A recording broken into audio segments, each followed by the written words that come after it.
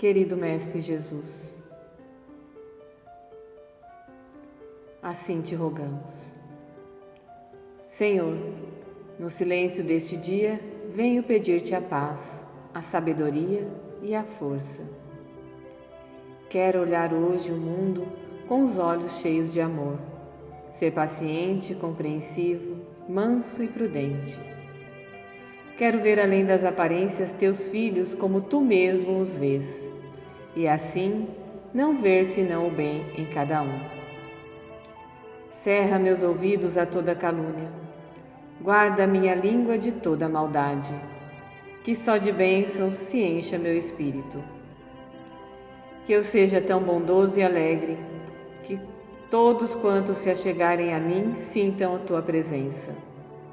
Reveste-me de tua beleza, Senhor, e que no decurso deste dia eu te revele a todos. Que assim seja.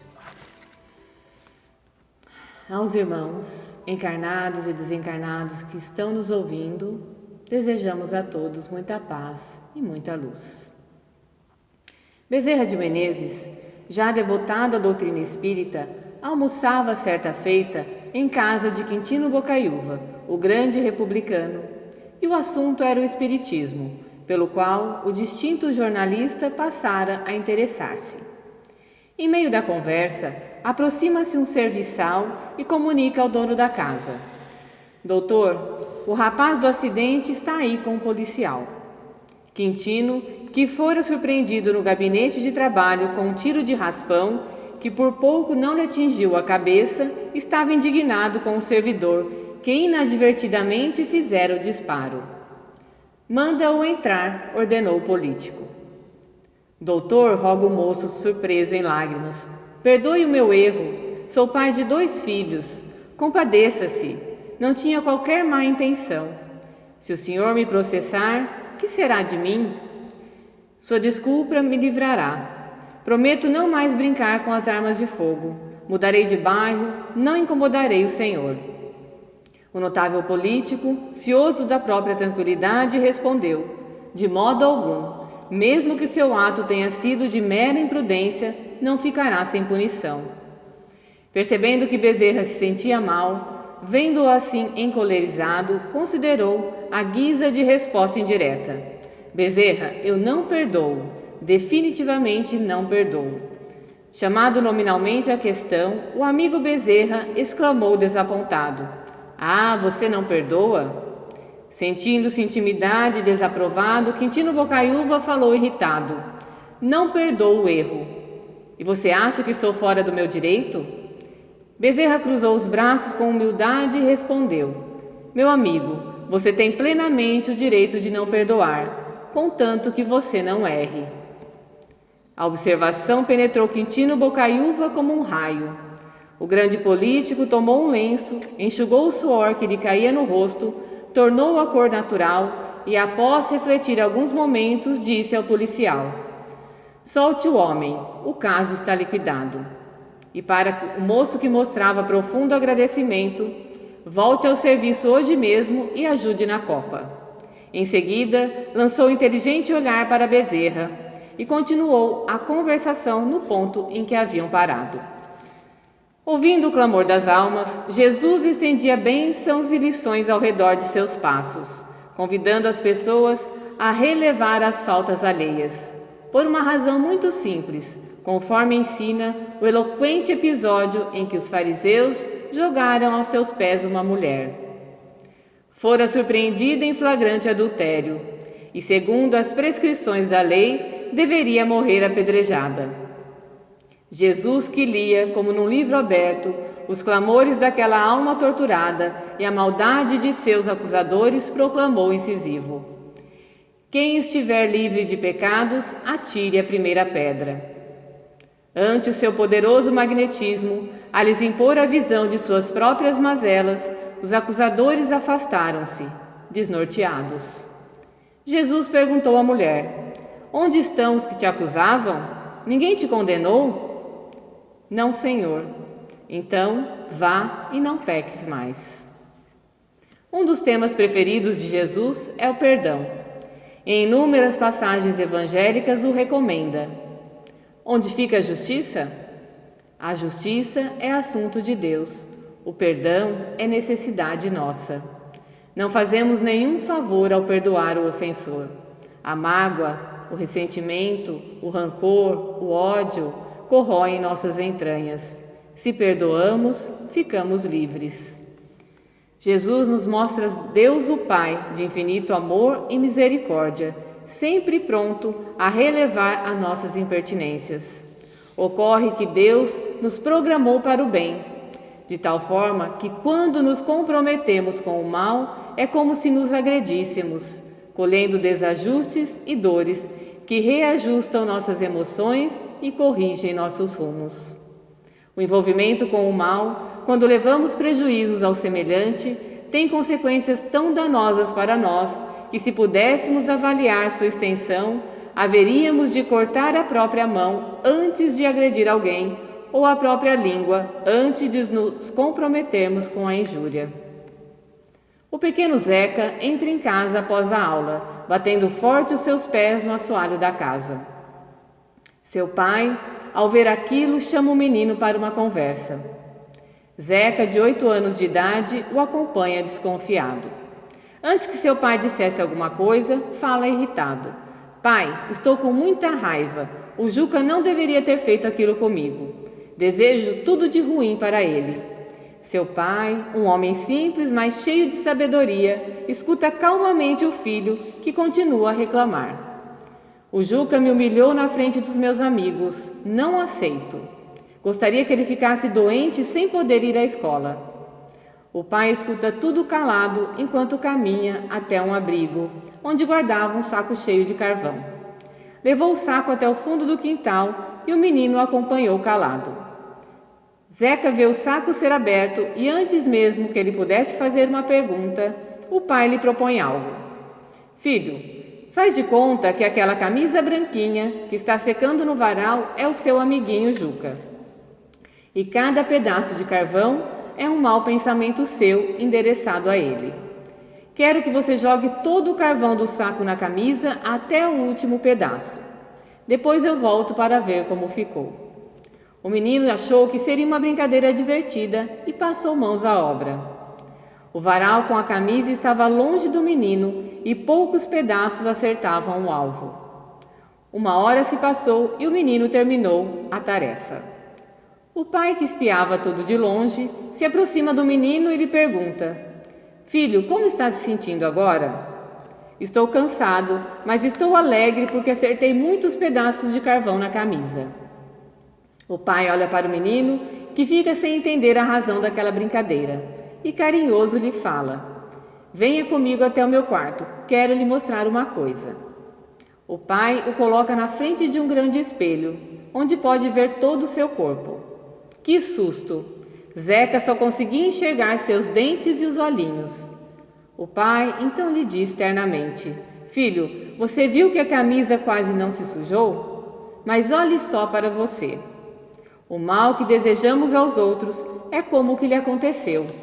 Por mais que possamos atrapalhar a vida de alguém com os nossos pensamentos, a borra, os resíduos, a fuligem ficam sempre em nós mesmos. Na versão de Chico Xavier, a mágoa poderia ser equiparada a uma doença transmitida pela bactéria da ofensa e que se desenvolve em nosso organismo quando não a combatemos com o antídoto do perdão. Quando seguramos a ofensa dentro de nós, quando ruminamos em nossa mente as palavras que nos machucaram, mergulhamos numa lata de lixo tóxico.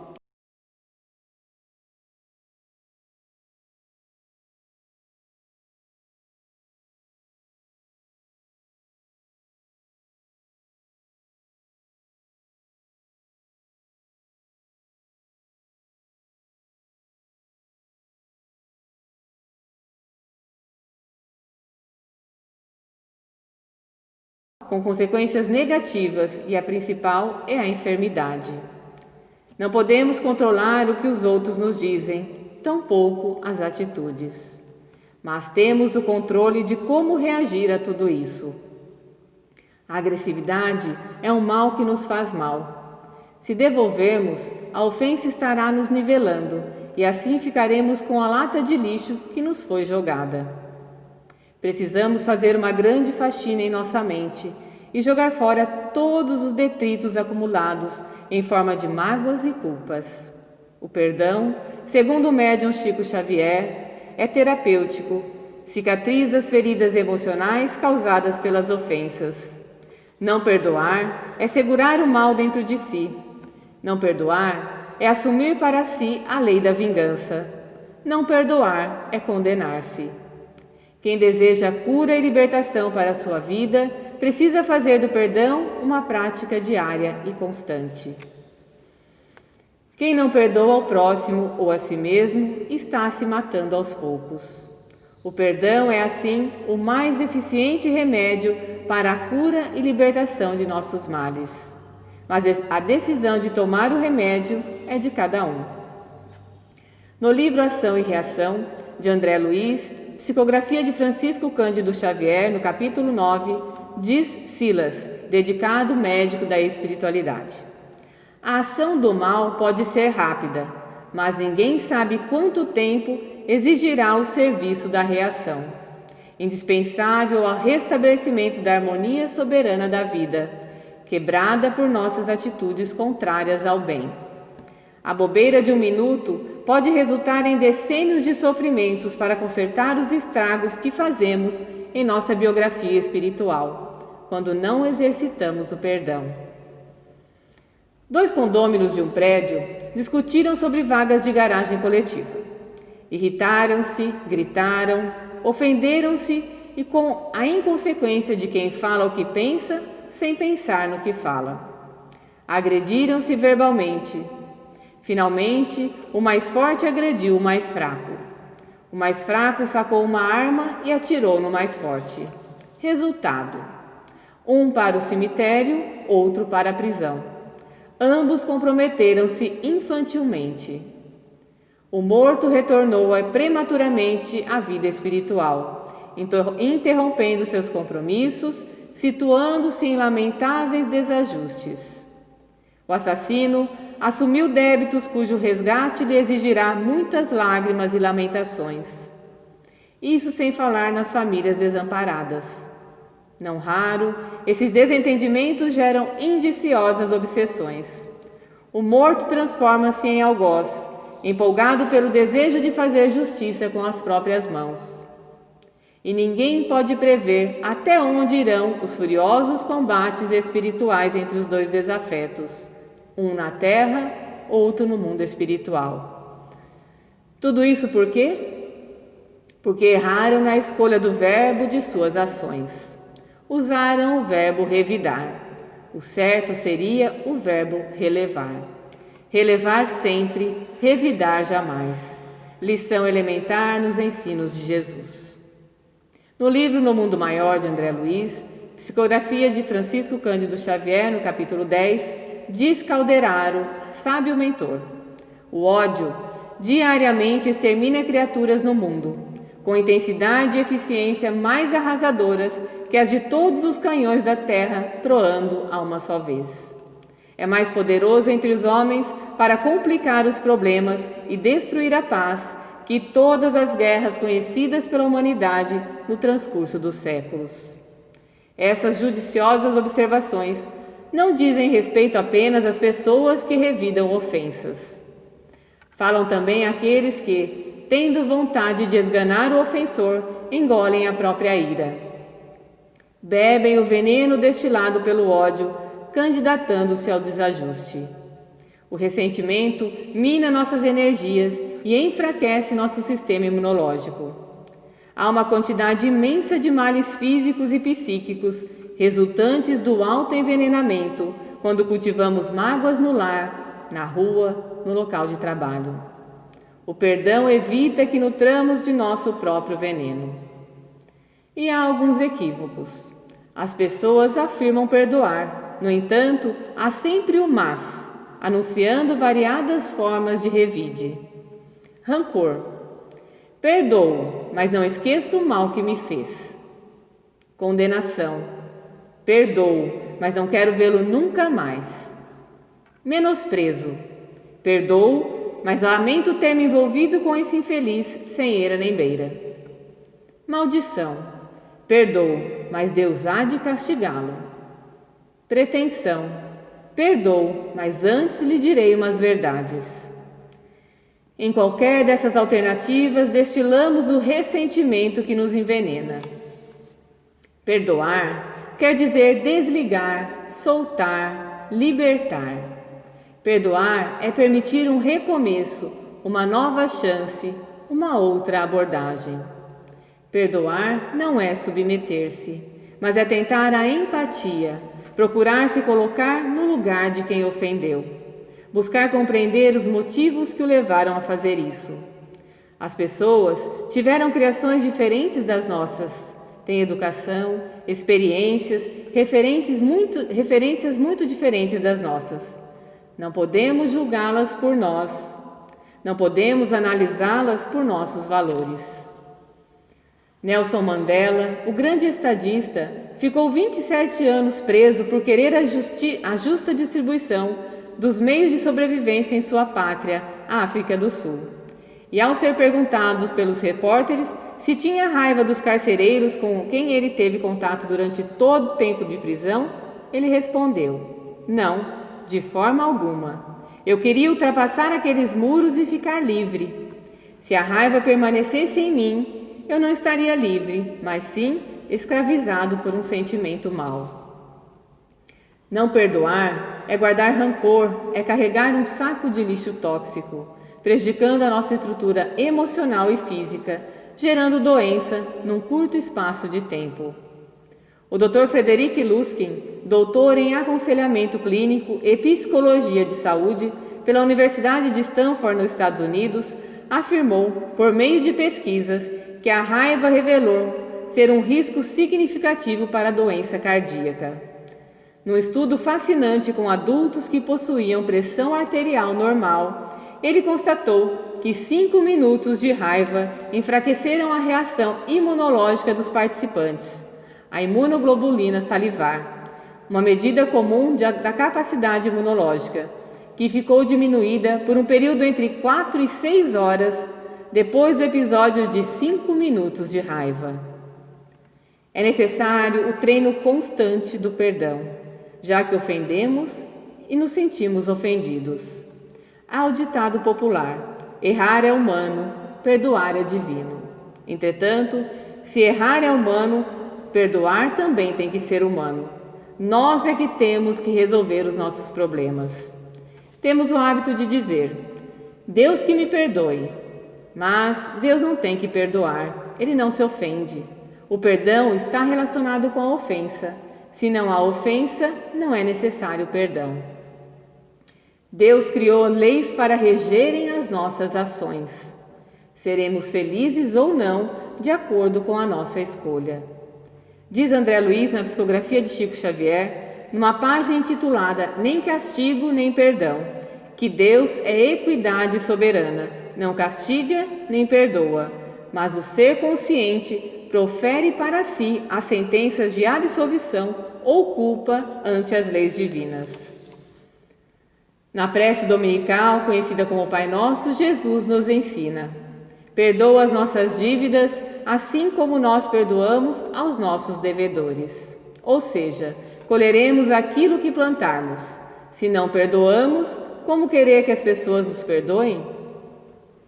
Outra crença popular que atrapalha a prática do perdão é a frase tão comum: perdoar é esquecer, ou quem perdoa esquece.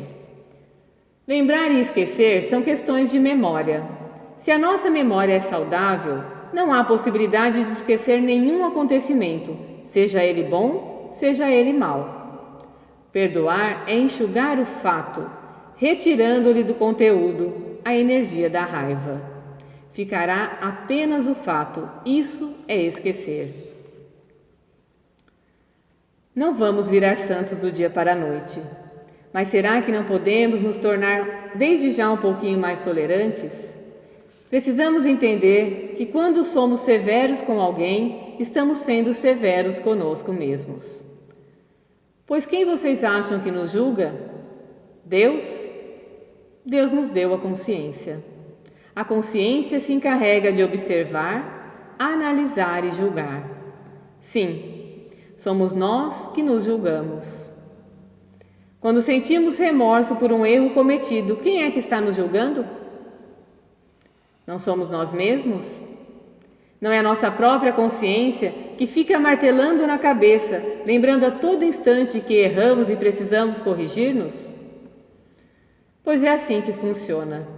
Nós somos nossos juízes e nos julgamos com a medida que usamos para julgar os outros. Por isso, quanto mais severo formos com as falhas do próximo, mais severos seremos com as nossas próprias falhas, atraindo dores e sofrimentos para nos libertarmos da culpa. Por isso, Jesus nos alerta no Evangelho segundo o Espiritismo, no capítulo 10. Reconciliar-se com os adversários. Conserta-te sem demora com o teu adversário, enquanto estás a caminho com ele, para que não suceda que ele te entregue ao juiz e que o juiz te entregue ao seu ministro e sejas mandado para a cadeia. Em verdade te digo que não sairás de lá enquanto não pagares o último ceitil. Pois em 20 minutos tudo pode mudar. Não é um pensamento terrível? Conta-se que uma moça, pouco antes de sair do trabalho, brigou com o pai. Ao chegar no trabalho, soube que o pai tinha falecido. Imaginem seu drama. O último contato com o pai nesse encarne foi uma briga. Na verdade, o ser humano é o único animal que sabe que irá morrer, mas vive como se fosse viver para sempre. Não sabe se irá abrir os olhos amanhã, mas faz financiamentos de 20 anos e espera ser feliz quando se aposentar. Nessa meditação, Emmanuel nos convida a corrigir pequenos desacertos agora, antes que 20 minutos passem e tudo mude. Antes que vire uma grande briga ou antes que o desencontro chegue. Quantas vezes ferimos corações amigos com palavras impensadas, com gracejos fora de hora, com perguntas ou comentários inapropriados? Ocorre com qualquer pessoa, muitas vezes sem maldade alguma. Bastaria perceber a reação do amigo ou meditar no que foi dito e, percebendo leve traço de mal-estar, solicitar logo perdão. Ah, amigo, sabe aquilo que eu disse naquela hora? Me perdoe, não foi por mal, não deveria ter dito aquilo. E quando a raiva nubla nosso pensamento e sai aquela pancada de palavras e ações que nunca faríamos em estado normal? Ou mesmo aquele conselho infeliz que quer ajudar, mas que critica, magoa e envenena. A verdade pode ser muito cruel. Nessas horas, mais que nunca, pedir perdão é o nosso papel. Mesmo quando percebemos que tínhamos alguma razão, mesmo quando aparentemente abrimos mão de algum direito ou ficamos em alguma desvantagem. Nenhum direito vale mais que uma consciência em paz. Nenhuma vantagem maior do que saber que, se não houve reconciliação, não foi porque eu deixei de tentar. Se a consciência te acusa, repara a falta enquanto é cedo, recomenda Emmanuel. Incêndios nascem de centelhas e doenças iniciam em agressões mínimas. Se desencarnássemos agora, deixaríamos para trás alguma ofensa recebida e não perdoada? Somos ainda muito suscetíveis. Nos melindramos por pouca coisa. Poucas coisas produzem tanto mal e causam tantas doenças como a falta de perdão. Kardec perguntou aos espíritos: qual o verdadeiro sentido da palavra caridade, conforme a entendia Jesus? Os espíritos responderam: benevolência para com todos, indulgência para com as imperfeições dos outros, perdão das ofensas. Será fácil agirmos dessa forma? Sabemos que não. E o que será que nos impede de fazer isso? Com certeza é o orgulho, uma das chagas da humanidade. A nossa tendência é nos acharmos as criaturas mais perfeitas da face da terra. Sempre estamos certos e os outros sempre errados. Jesus nos adverte que vemos o argueiro no olho do outro, mas não vemos a trave no nosso. Então, para entendermos, para sermos benevolentes, indulgentes para com o erro de nossos irmãos, é preciso que, antes de tudo, nos conscientizemos dos nossos erros, das nossas imperfeições e das nossas limitações. A partir daí, sim, teremos condições de compreender os erros dos outros. É o conhece-te a ti mesmo, que Sócrates tinha como filosofia de vida e Santo Agostinho, no Livro dos Espíritos, nos concita a fazê-lo. É o trabalho de autoanálise, de mergulho no eu, a fim de identificarmos a nossa realidade. Mas temos que ter o cuidado para não nos acharmos a última das criaturas após a identificação dos erros e evitarmos extremos. Antes éramos o máximo, após a conscientização, passamos a nos considerar as últimas criaturas. A doutrina espírita é uma doutrina de equilíbrio. Não adianta, portanto, chorar o leite derramado, cruzarmos os braços, ficarmos cheios de pena de nós mesmos, nos acomodarmos. A palavra de ordem é esforço. Esforço para vencermos a nós mesmos. Esse esforço é que vai nos ajudar a ser benevolentes, indulgentes para com os erros dos outros, até porque quem tem telhado de vidro não joga pedra no dos outros. O que queremos dizer é que não vale a pena alargar as feridas. Todos nós cometemos erros, afinal, somos enfermos da alma e precisamos nos corrigir. É por isso que estamos aqui na Terra. A nossa Terra é um hospital, é uma escola. Ninguém precisa de censura, de acusação, que aumente as nossas dores. A nossa própria consciência nos acusará, cedo ou tarde, nesta ou em outra existência. Afinal, a lei divina lá está gravada. Foi por isso que Jesus nos disse: com a mesma medida que medirdes, serei medido. É importante nos colocarmos na posição do outro. Se estivéssemos na posição difícil em que muitos se encontram, miséria, abandono, desprezo, desrespeito, qual seria a nossa reação? Igual ou pior do que daquele irmão de humanidade. Por isso a resposta de Jesus a Pedro quando perguntado: Senhor, quantas vezes deverei perdoar ao meu irmão? 7 vezes? E a resposta de Jesus: não apenas 7 vezes, mas 70 vezes 7, isto é, ilimitadamente. Os Espíritos nos dizem que o perdão é uma ciência indispensável ao equilíbrio, assim como o ar é indispensável à vida. Meimei nos fala que toda criatura precisa de perdão, como precisa de ar, porque o amor é o sustento da vida e o bálsamo do perdão anula o veneno do ódio. Por isso devemos escrever as ofensas sobre a areia e os benefícios sobre o mármore. É importante perdoarmos para sermos perdoados, a fim de nos sentirmos bem conosco mesmo. É chamada autoproteção. Mas tudo isso, a indulgência, a benevolência e o perdão, requer exercício. Pelo fato de ouvirmos sobre a importância do perdão, não significa que vamos assimilar da noite para o dia. Comecemos a relevar as pequenas indelicadezas, as pequenas ofensas, para depois aprender a perdoar as grandes ofensas. Kardec nos diz que o perdão é próprio das almas elevadas. Perdoar é, no momento em que aquela criatura que nos ofendeu precisar de nós, estarmos lá, dizendo presente, servindo e ajudando. E por que atirar a primeira pedra se sabemos que a lei jamais deixa o culpado impune? Por que fazer justiça com as próprias mãos? Ninguém foge da lei de ação e reação. Nos dias atuais, em que campeia a violência, muitas pessoas acham que o homem caído é alguém que deve ser aniquilado. Ouvimos expressões como essas: tem mais que morrer, sou a favor da pena de morte. Antes de revidarmos a palavra ofensiva, dito impensadamente, antes de aceitarmos a provocação, pensemos 2 vezes. Será que vale a pena?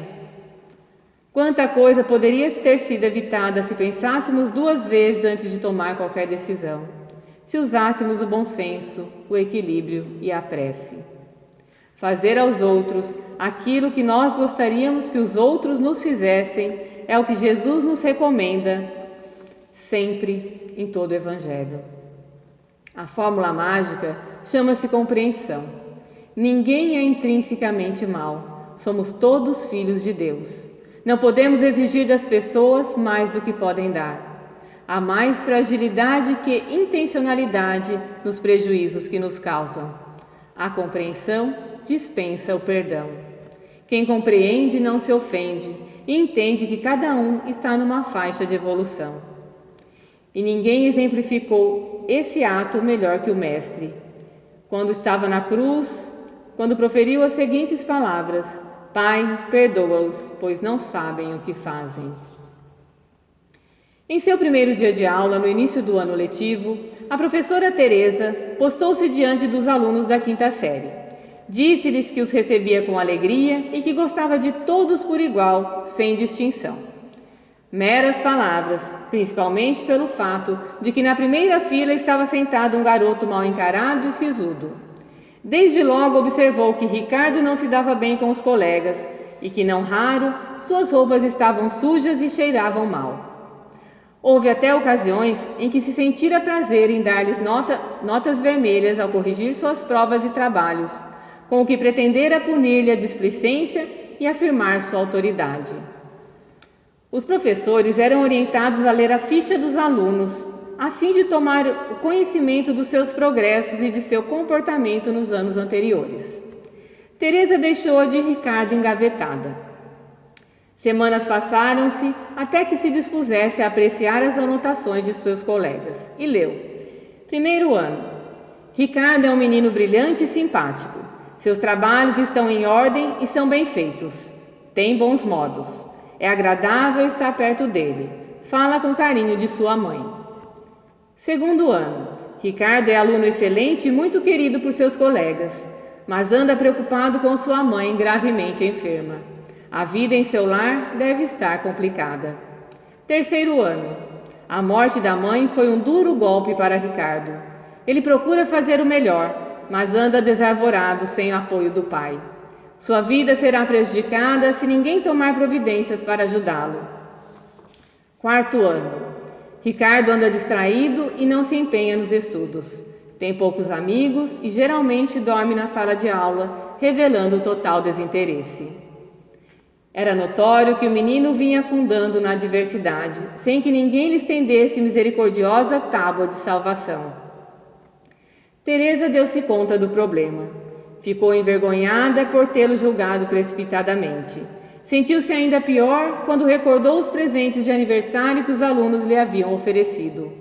O de Ricardo destoava em grosseiro saco marrom de padaria.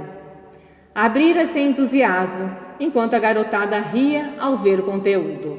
Uma pulseira de bijuteria, faltando algumas pedras, e um frasco de perfume pela metade.